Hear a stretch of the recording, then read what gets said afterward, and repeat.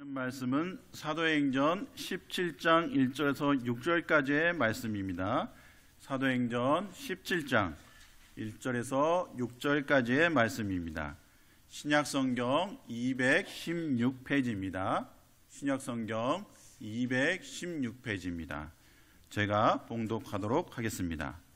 그들이 암비볼리아와 아볼리아로 다녀가 데살로니가 건너가에 이르니 거기 유대인의 회당이 있는지라 바울이 자기의 관례대로 그들에게로 들어가서 새 안식일에 성경을 가지고 강론하며 뜻을 풀어 그리스도가 해를 받고 죽은 자 가운데서 다시 살아날 것을 증언하고 이르되 내가 너희에게 전하는 이 예수가 곧 그리스도라 하니 그 중에 어떤 사람 곧 경건한 헬라인의 큰 무리와 적지 않은 귀부인도 고난을 받고 발과 신라를 따르나 그러나 유대인들은 시기하여 저자의 어떤 불량한 사람들을 데리고 때를 지어 성을 소동하게 하여 야손의 집에 침입하여 그들을 백성에게로 끌어내려고 찾았으나 발견하지 못하매 야손 및 형제들을 끌고 읍장들 앞에 가서 우리 주님이 여러분들과 저를, 우리 교회를 지켜주셔서 오늘에 이른 줄로 믿습니다. 감사합니다. 오늘 설교 제목은 지금은 영적 부흥의 때입니다 이렇게 정했습니다. 부흥이란 말은 영어로 리바이벌 그럽니다. 한자로는 다시 흥할 흥 이렇게 되어 있습니다. 이 뜻은 다시 살다, 활기를 찾다, 건강을 회복하다, 소생하다, 쇠퇴한 것이 다시 회복하여 일어나다 이런 중요한 의미를 가지고 있습니다. 신학적으로 부흥을 이야기하자면은 영적인 침체에 빠지고 또 무기력한 사람들이 죽음과 같은 상태로 있던 신앙이 다시 살아나고 생기를 되찾는 것을 부흥 그렇습니다. 여러분이 아는 부흥, 숫자가 늘어나고 교회의 규모가 커지는 것은 부흥이라고 성경에서 말하지 않습니다. 신학적으로도 그걸 전혀 해당이 안 된 사항이에요. 옛날에 우리 선배들이 부흥회 하자 그러면 이렇게 놀라운 일들이 일어나고 생각지 않는 기적이 일어나고 또 교회 건축하려면은 전문 부흥 강사를 섭외해가지고 헌금을 많이 걷게 하는 이런 일들이 부흥회로 많이 잘못 사용되어 왔단 말이죠. 근데 그것은 부흥이 아니올시다. 여러분들이 오늘 부흥이 무엇인지를 분명히 알고 또 참 부흥이 무엇인가를 나부터 부흥하고 우리 교회부터 부흥의 역사가 있어지시기를 주님의 이름으로 축원합니다. 부흥은 개인적이든지 교회이든지 간에 반드시 필요합니다. 성도라면은 예수 그리스도를 믿는 사람이라면 반드시 부흥의 경험을 해야 되고 부흥의 과정을 거쳐야 합니다. 이것 없이는 여러분 이게 올바른 신앙인이 아닙니다. 불신자가 기독교인으로 거듭나고 죽은 자와 같이 세잔한 성도와 교회가 새 힘을 얻어서 다시 일어난 상태를 부흥이라 그럽니다. 이런 부흥이 없는 사람은 하나님 나라에 합당하지 못하다고 요한복음 3장에서 예수님께서 니고데모와 대화 중에 말씀을 하고 계십니다. 부흥이 없는 사람, 다시 살아나는 의미가 없는 사람, 이 사람은 하나님 나라에 합당하지 못하다. 예수님이 그렇게 말씀을 하셨습니다. 우리에게 영적인 부흥이 필요한 이유가 있습니다. 왜 그럴까요? 우리 인간은 모두가 다 죄인이기 때문입니다. 죄인이기 때문에 반드시 다시 살아나는, 다시 회복되는, 다시 생기를 찾는 그런 과정이 있어야 합니다. 의사가 환자를 대할 때 어떻습니까? 먼저 물어보잖아요. 어디가 아프십니까? 어디가 문제가 있으십니까? 항상 아프고 안 아프고의 그 문제를 물어보잖아요. 또 지금 어떤 상태에 있는가를 반드시 물어봅니다. 의사는 이렇게 환자의 통증 유무, 이상 유무를 따라서 처방을 해줍니다. 그러나 우리 예수님은 우리 한 사람 한 사람을 이렇게 맞이할 때 죄인으로 맞이해 주시지만은 그 죄인의 짐을 다 덜어주시고 해결해 주시고 가볍게 해 주시고 없게 해 주셔서 우리를 구원해 주시고 우리에게 믿음을 주셔서 성령으로 도장을 찍어서 너는 내 것이라 인쳐 주시고 이렇게 우리 땅에 살게 하신 줄로 믿습니다. 그러면 구원받은 성도들이 반드시 과정을 거쳐야 되는데 그게 뭐다? 부흥의 과정이 있어야 된다 이 말이에요. 다시 회복이 되고 다시 살아나고 침체된 과정에서 다시 일어나는 과정이 있어야 됩니다. 이게 없으면 안 된단 말이죠. 그런데 믿는 자들 가운데 더러는 부흥에 대해서 거부감을 갖는 사람들이 있습니다. 부흥 그러면 복잡할 것 같거든요. 내 마음대로 해야 될 것을 하지 못할 것 같거든요. 많은 금기 사항이 있을 것 같단 말이죠. 나를 제한시키는 일들이 많이 있을 것 같아서 부흥을 꺼려하고 거부감을 갖는 사람들이 있습니다. 그러나 여러분, 우리가 부흥하지 아니하고는 하나님 나라에 합당하지 못하다는 사실을 반드시 기억을 하셔야 됩니다. 부흥이 나를 살리고 내 가정을 살리고 교회를 살리고 여러분이 하는 모든 일들을 살리는 단초가 되고 원인이 되고 동력이 되는 줄로 믿으시기를 바랍니다. 그래서 우리 부흥을 해야 됩니다. 그러면은 거부감을 갖는 사람들을 지금 내가 기본적으로 신앙생활을 하면 되지 뭘 여기서 더 하란 말이냐 자꾸 그런 생각이 듭니다. 여러분 그런 생각은 바른 생각이 아니올시다.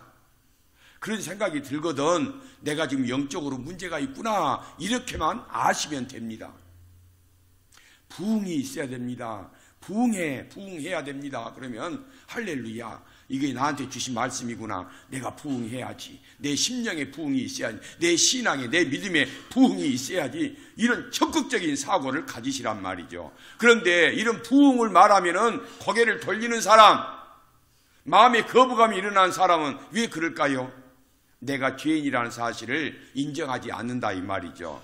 그러니까 내가 가지고 있는 지식, 물질, 조건, 정보 이런 걸 가지고 내가 얼마든지 잘 살 수 있고 멋지게 살 수 있는데 뭐 꼭 부흥이 필요하느냐 이 말이죠. 그런데 여러분 부흥은 우리 하나님이 나를 통해서 일하시는 통로인 줄로 믿습니다. 내가 부흥을 하면 내 신앙, 내 믿음이 부흥을 하면은 하나님이 그때 나에게 일을 하신다 이 말이에요. 그러니까 나에게 부흥이 없고 은혜가 없습니다. 나에게 부흥이 없으면 축복도 없습니다. 나에게 부흥이 없으면 구원도 없다 이 말이에요. 반드시 여러분 나에게는 부흥이 있어야 됩니다. 그래서 지금은 영적으로 부흥을 맞이할 때라 이 말이에요. 부흥할 때라, 지금이 부흥할 때라 이 말이에요. 고린도후서 6장에 보면은 보라 지금은 은혜 받을 만한 때요 보라 지금은 구원의 날이로다.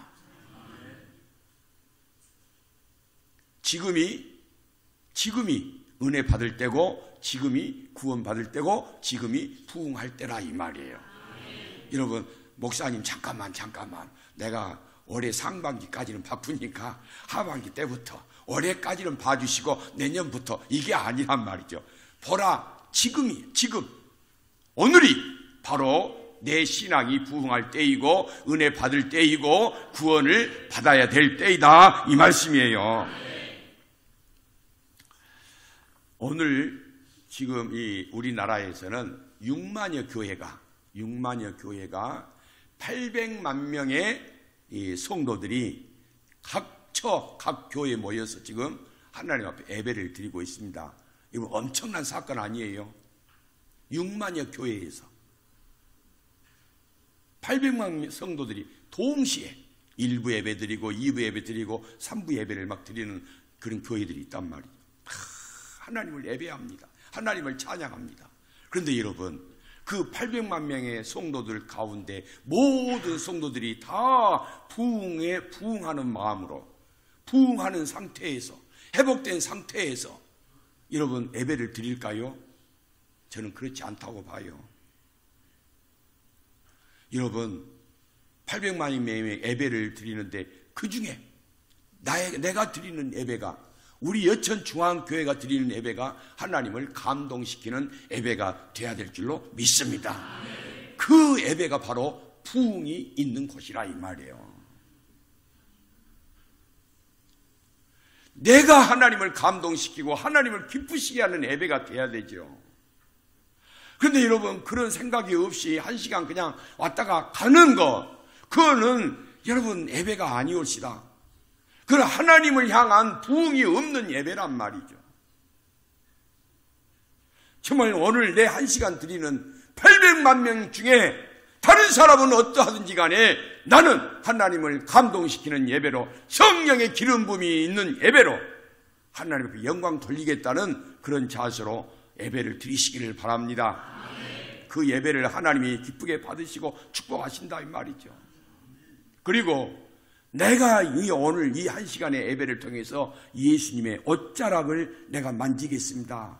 여러분 12회의 혈류병으로 앓는 그 여인이 어땠어요? 사람이 군중이 막 밀려와가지고 예수님을 도저히 만날 수도 없고 예수님의 옷자락을 만질 수도 없어요. 그러나 나는 저 예수님의 옷자락을 만져야 내가 산다 이 말이에요. 내 병이 나을 것을 알았단 말이죠. 내가 회복이 되고 내가 다시 소생함을 얻을 줄 알았기 때문에 다른 사람을 의식하지 않았어요. 사람이 많고 적음을 문제 삼지 않고 예수님의 옷자락을 만졌단 말이죠.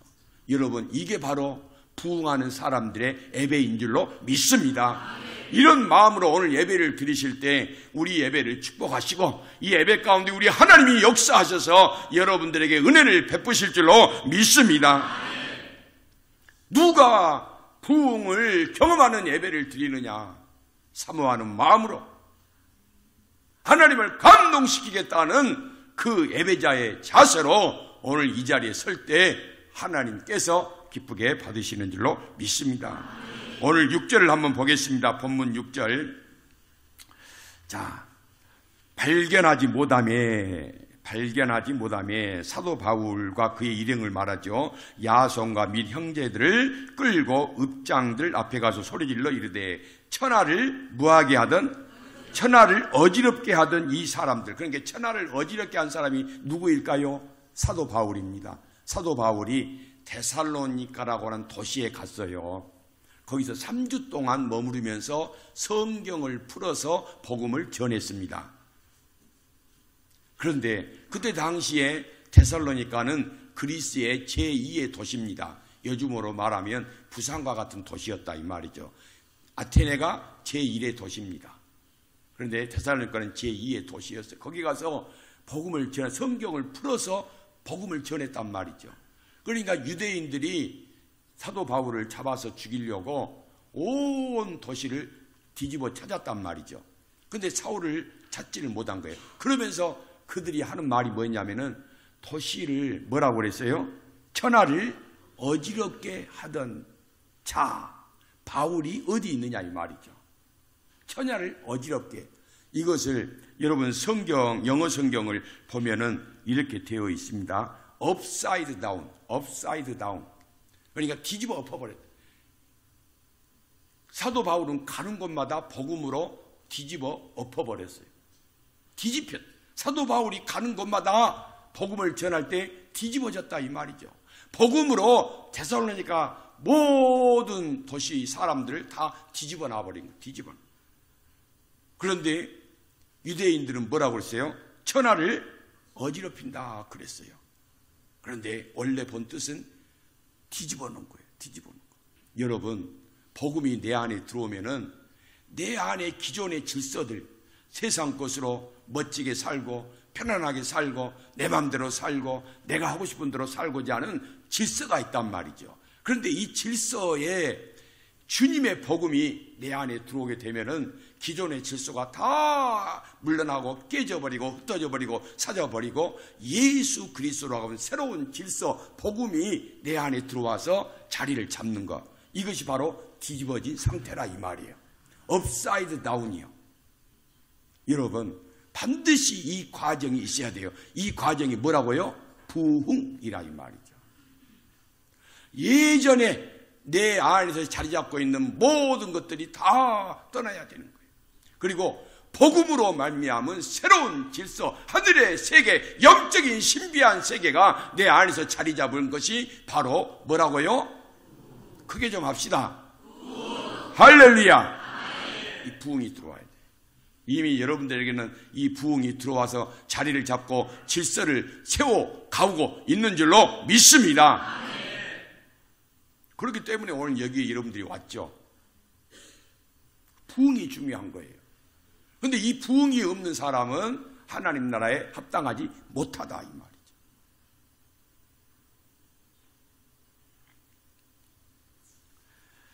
사도 바울은 세상을 어떻게 그러면 뒤엎었을까요? 업사이드 다운 했을까요? 뒤집어 버린, 어떻게 그렇게 했냐 이 말이죠. 3절을 한번 보겠습니다. 3절입니다. 자, 2절부터 보시죠. 바울이 자기의 관례대로 그들에게 들어가서 새 안식일에 3주간을 말하는 거예요. 성경을 가지고 강론하며 뜻을 풀어 그리스도가 해를 받고 죽은 자 가운데서 다시 살아나야 할 것을 증언하고 이르되 내가 너희에게 전하는 이 예수가 곧 뭐다? 예수가 곧 그리스도다. 성경을 풀어서 그가 사도 바울이 가르치는데 그게 예수는 그리스도다. 예수님은 우리의 메시아다. 우리의 구원자시다. 우리에게 하나님이 보낸 기름 부음 받은 자다라 이 말이죠. 여러분, 이 예수님 그리스도가 내 안에 들어오셔야만이 그때 부흥이 일어나게 된다 이 말이죠. 여러분, 예수님을 모시고 사시죠? 여러분, 예수님을 제일 주의로 그렇게 사시기를 바랍니다. 대부분의 목사들의 소원, 바람이 있습니다. 저도 있죠. 그게 뭐냐면은 내가 목회하는 교회가 부흥하고 성장하고 발전하는 것이죠. 목사라면 다 누구나 마찬가지예요. 내가 목회하는 교회가 성장하고 부흥하고 발전을 해서 정말 이게 하나님 앞에 영광 돌리는 그런 교회가 되는 것이 모두의 소원이고 바람입니다. 그런데 여러분, 아셔야 될 것이 있어요. 제가 이제 물러나고 새로운 담임 목사님이 이제 청빙이 될 거예요. 오늘 오후에 결정이 될 터인데, 여러분, 새로운 담임 목사님이 오셨다고, 담임 목사가 바꿔졌다고 부흥 성장하는 것은 아니라는 사실을 아셔야 돼요. 여러분의 마음에 먼저 뭐가 있어야 돼요? 부흥이 있어야 돼요.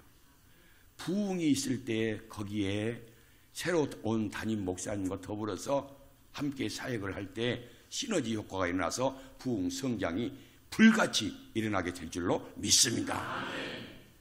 내가 부흥을 해야 된다니까요. 아무리 신령한 목사, 훌륭한 목사가 와도 내가 부흥이 없으면 여러분, 우리 교회는 달라지지 않습니다. 그래서 내가 먼저 변화를 받아야 됩니다. 내 무기력했던 신앙, 내 침체되었던 신앙, 내 세잔에 있던 신앙, 믿음이 다시 회복이 돼야 된단 말이죠. 소생함을 얻어야 됩니다. 일어나야 된단 말이죠. 그때 하나님께서 새로운 담임 목사님과 더불어서 놀라운 일을 성령이 하게 하실 줄로 믿습니다. 제가 하나님 앞에 저는 불만이 없어요. 저는 하나님 앞에 그저 감사하고 나 같은 것 목사로 사용해 주신 것만 저는 그게 하나님의 은혜라고 늘 고백을 하죠. 그런데 저 제 마음 밑에 저 깊숙한 곳에 불만이 자리는 잡고 있어요. 그걸 표시를 안 했을 뿐이지.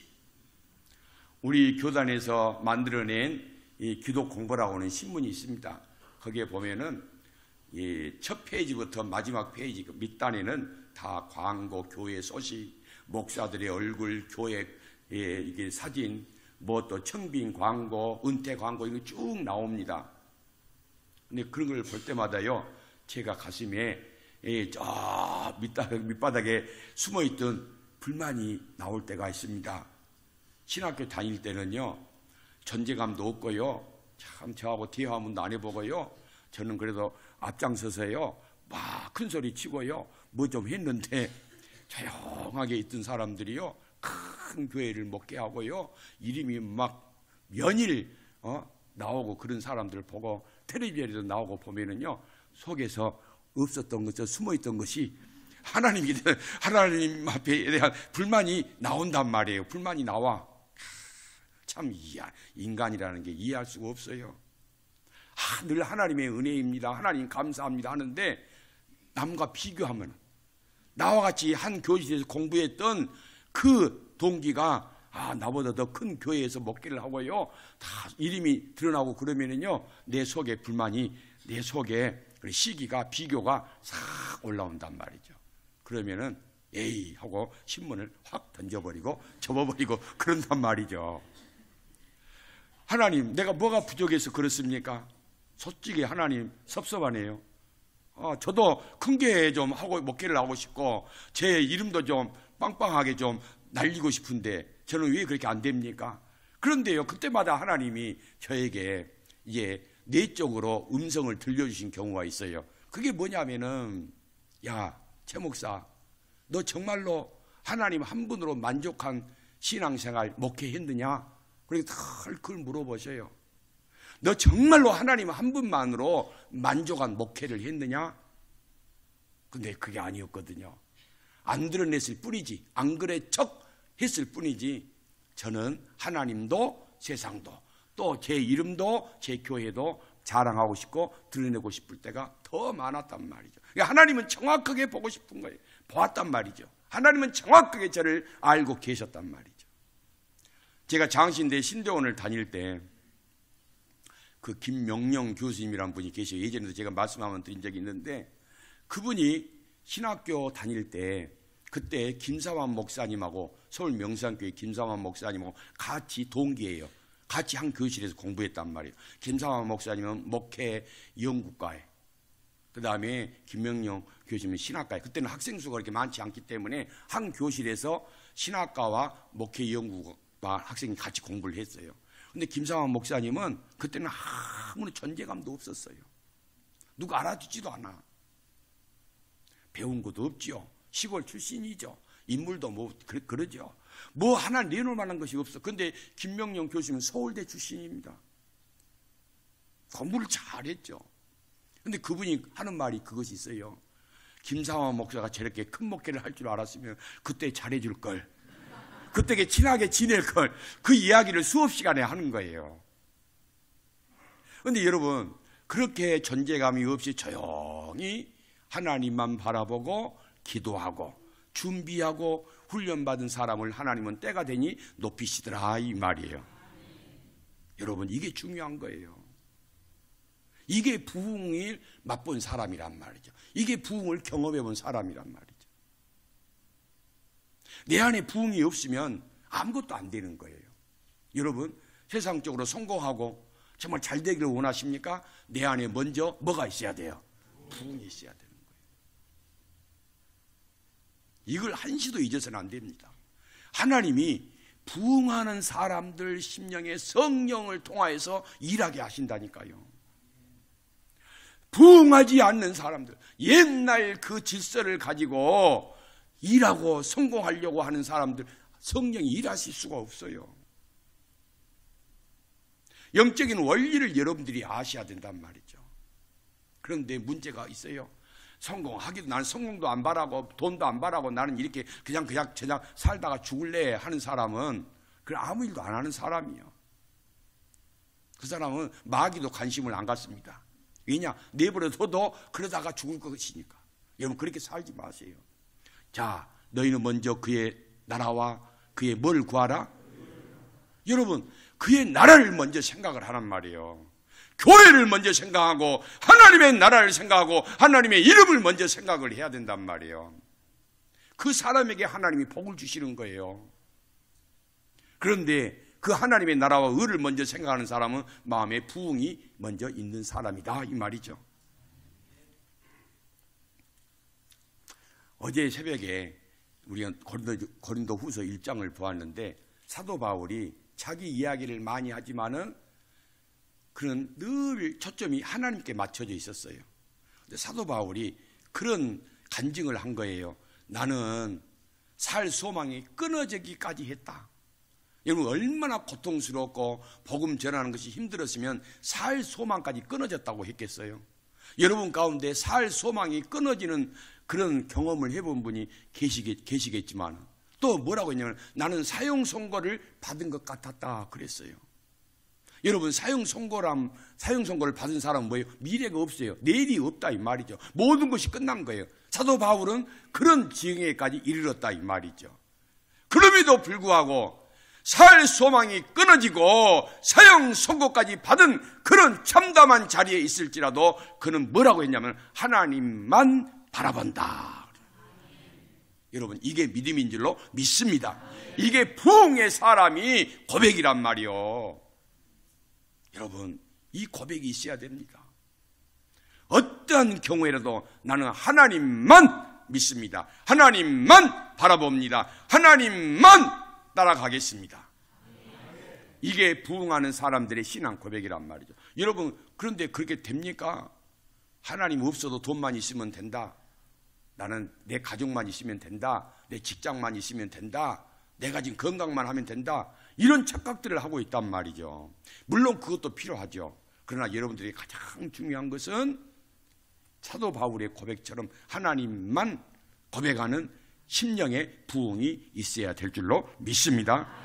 예전에 고두심 씨가 그 주인공으로 나왔던 드라마가 있어요. 드라마 주제는 뭐인지 모르겠어요. 별로 내가 그런 데 관심이 없으니까. 그런데 고두심 씨가 딸을 결혼을 시켰습니다.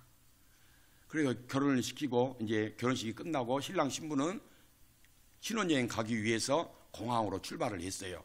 그것을 보고 고두심 씨 가족이 이제 집에 왔어요. 뒤풀이를 한단 말이죠.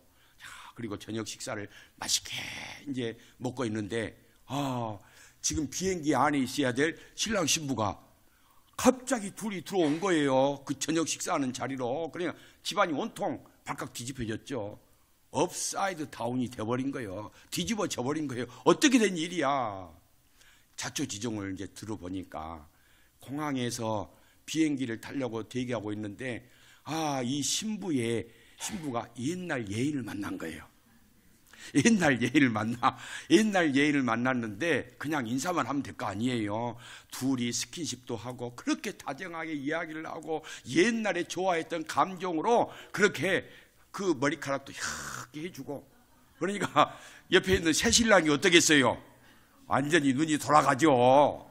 그러니까 야, 네 신랑은 나야. 네 신랑은 나란 말이야. 너 지금 뭐 하고 있어? 그리고 이제 신부에게 그런단 말이죠. 그러니까 신부가 하는 말이 뭔 줄 아세요? 밴댕이 소갈딱지 같은 당신하고는 내가 같이 여행을 못 간다 하고 휙 돌아서 집에 와버린 거예요. 아무것도 모르는 당하고 있는 신랑은 멀뚱멀뚱 신부하고 같이 와야 어쩌겠어요. 혼자 여행 갈 수가 없으니까. 그래서 집에 오니까 이제 온 집안이 뒤집어져 버린 거예요. 여러분 생각을 해보세요. 누가 문제가 있습니까? 옛 예인을 만나가지고 옛날의 감정을 되살려서 그렇게 다정하게 이 지랄 발광한 죄송합니다만 그 신부가 문제가 있습니까? 아니면은 그것 하나 이해 못한 밴댕이 소갈딱지 같은 그 신랑이 문제가 있습니까? 분명히 신부가 문제가 있죠. 왜냐? 옛날은 옛날이요. 자, 지금 그 신부의 남자는 지금 옆에 있는 신랑이란 말이에요. 오늘 결혼한 사람이 그 사람이 그 신부의 남자고 신랑이고 주인이라 이 말이죠. 그런데 이 사람이 내 신랑입니다. 약속을 했잖아요. 약속을 했어. 그런데 옛날 예인 만나가지고 옛날 그 연애할 때 감정으로 그렇게 하면은 되겠느냐 이 말이죠. 우리 신앙도 마찬가지예요. 우리의 주인, 우리의 신랑은 예수님입니다. 그러면 우리가 예수님께 합당하게 하고 예수님만 우리의 마음을 드리고 사랑하고 살아야 될 것인데 우리가 자꾸 옛날 예인, 세상을 좋아하고 돈을 좋아하고 옛날 몰랐을 때 그쪽에 기웃기웃거리고 그쪽에다 마음을 빼앗기면은 어떻게 여러분 정상적인 생활이 되겠느냐 이 말이에요. 부흥은 옛날을 과감하게 정리한 것입니다. 부흥은 옛날 남편을 과감하게 버리는 거예요. 버리는 거. 발로 톡 차버려야 된단 말이에요. 그걸 못 차고 그냥 심심하면은 그래 네가 옛날에 뭐라 하지? 옛날이 좋았어. 그때가 좋았어. 자꾸 그러면 되겠느냐 이 말이죠. 여러분, 그래서 부흥이 필요한 거예요. 부흥은 과거로 돌아가지 않게 합니다. 미래를 바라보게 하고 하나님을 바라보게 하고 앞으로 전진하게 하는 능력이고 힘이 된 줄로 믿습니다. 주인을 바꾸지 않은 한 축복과 은혜가 없습니다. 우리는 주인을 다 나의 예수님으로 우리 하나님으로만 바꿨습니다. 여러분, 그래서 평생을 사시면서 앞으로 새로운 담임 목사님과 함께 부흥을 소망하며 부흥을 바라보며 여러분 꿈을 꾸면서 그렇게 함께 신앙생활 잘 하십시다. 그렇게 하시기를 주님의 이름으로 축복합니다. 말씀을 생각하시면서 우리 찬양하겠습니다.